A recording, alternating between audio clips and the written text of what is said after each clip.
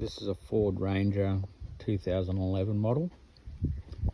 I took it to the mechanic and he said that it had a cracked head and he quoted me $4,000 to get it fixed.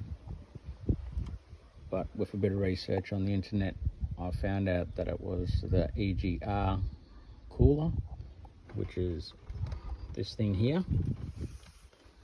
So I cut a couple of templates out of stainless steel plate and put some copper sealant on it and block this valve off here and block this valve off here.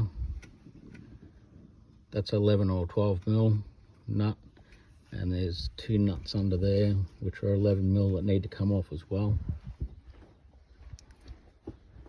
And I plugged this hose, looped it into here, and this hose here, which originally went onto there, I just looped it back in, and yeah, fixed me ute for about 25 cents worth of electricity and 2 little bits of stainless steel plate.